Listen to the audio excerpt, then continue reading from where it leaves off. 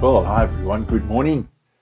On Sunday in the book of Galatians chapter 2, there's a verse 20, that can seem a little challenging to grasp. So let me read it, and I want to make a few comments that I think is going to help us with some clarity.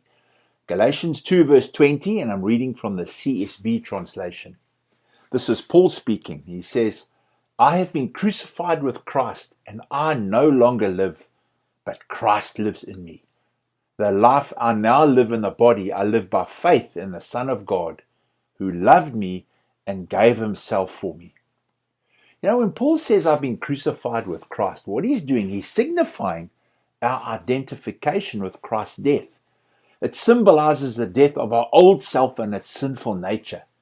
Now, this doesn't mean we don't sin, but what it does mean is we are alive to Christ and dead to sin, where we don't want to sin, but rather live a life pleasing to Christ.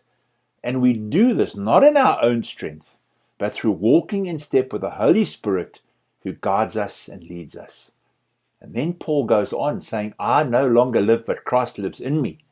And what he's doing here, he's reinforcing this life we live pleasing Christ.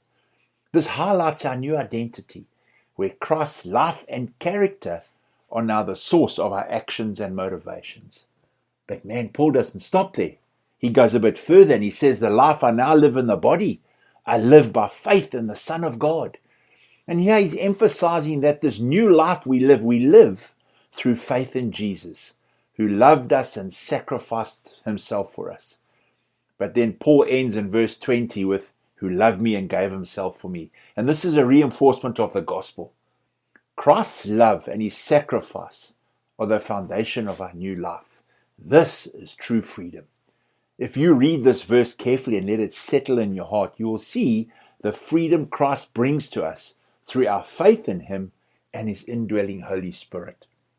I'm hoping this was helpful for you this morning, but just a reminder, tomorrow's Good Friday, and we'll be holding an early Good Friday service at the chapel starting at 8 o'clock in the morning. So there won't be an early morning devotional tomorrow. We'll see you bright and breezy at the chapel. Remember, 8 o'clock in the morning. I've loved sharing this morning with you. I trust you're going to have a great day.